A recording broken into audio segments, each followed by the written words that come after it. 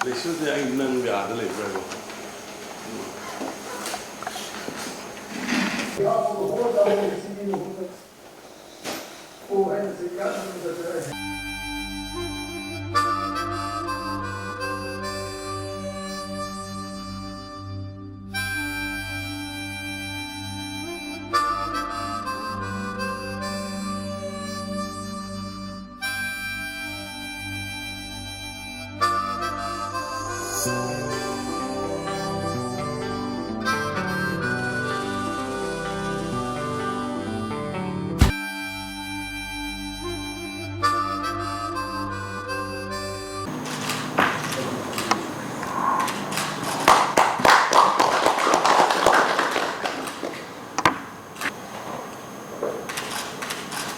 The advanced Christmas ki best wishes prijari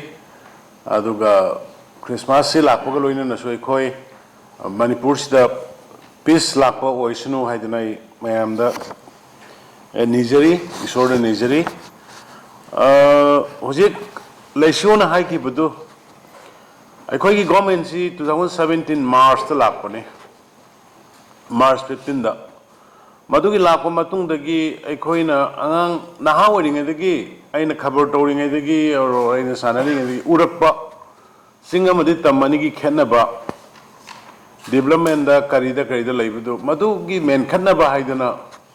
go to hills haidana masigi program je hogdokhibani go to hills sana hogdo kana singa madi tamani gi marakta laiba difference gap development aduga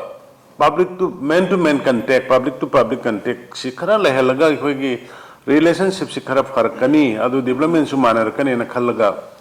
go to hills si hokibani go to hills ki matung da go to hills salaba matung da area gi haifet chawrak pa gyang thoba matung da koina delivery horokani go to village haidana go to hills salaga koi awana pa loina khangtu e yang thoe public interaction tawre phaminare hainare si wali si tawre na khangaba matungda go to village haidana implementation field aigi officer mayam si field arap pa singi khungang sing adagi tampaki khungang si da sangaga department si pudharaga madudai da camp tawra delivery system horpani aduga loinana awan apa mayam du program da scheme da hapa ga semkat pa sagat pa horpani hojik mata da kasong bi da sari ba mayam du yengbiyo imphal da holai rom gre madu mayam punma pukning hanthabiganu eshwor laye aikhoina ngasi tawrise praja mayam gi damakta ni leisio you are very lucky fungyar SC gi praja sing aduga kasong gi praja sing you are very lucky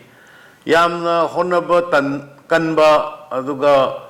mingonda haibada tandaba tanjamenja khangna approach tawba yamna marum chaba leader manoi phange adra mana su ayamba aikhoida sesa koidi mayam pubunina sometimes kawbo yawi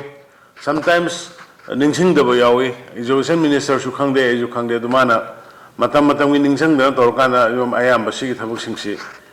loiselai ne hujik sari si karor manga la humphuma thoi gi building ni aduga no top faculty gi quarters sing karor ani gi amasu leire adu da natna hujik akhoi singi district mari manga da akhoi gi health ki special facility super facility leiba koi imphal da latrosu Delhi Chatrashu, Akoida, Adam Lying Bangamba, computerized electronics, yam sophisticated machineries in Yauba hospital, Madugi facility, Ukrul, Adi Sanapati, Tamenglong, Sandel, Nasingba, Zagasingda, Soidan Akoi, Tubada, Lairani, Dugalunian education is quite a backbone. I don't know, I died. Myself was a woman, the Hanadi was as if I me. Amadagi had passed out in, but Angankra might talk the guess. I coina Handak said the school Pagalanzi, Missani Makada, Coina, star education, and Akoina Mahudwe. HYBE star education से करीनो हर कांदा school फगरन जी की the ओजा ओइरिबा ओइगदोरिबा अदुगा छात्र ताकप चक्कदरबा ओजा सिंगसे Moina छात्र से कमाइना तंबिगदगे से मसिगी training अमा मोइदा पियबा सेम अखोइ दाइट तौरिसिनी अदुना मपानदगी यूएसए दगी यावरी जर्मन दगी यावरी इंग्लैंड दगी याम यावरी मोइदु तौरकांदा ओजा सिंग ट्रेनिंग पिरकांदा याम नुंगाइबदी मदुगी स्टार की ट्रेनिंग दु लैरो मतुंग द ओजा सिंग जे छात्र दंग तोखलकपनी जस्ट मोइदा याम इंथुजियाज्म लाकबा मोइदा याम एनकरेजमेंट अमा लैबदोंना हेक्ता मोइसि लमजेन चेलगे हाबि मोंग लैबदोंना तौबदु उबदा याम नुंगाइ अदुना सिगी हुजिकी कनो वालिबा नोगी स्टाफ वालिबा खोलिबा तौबदो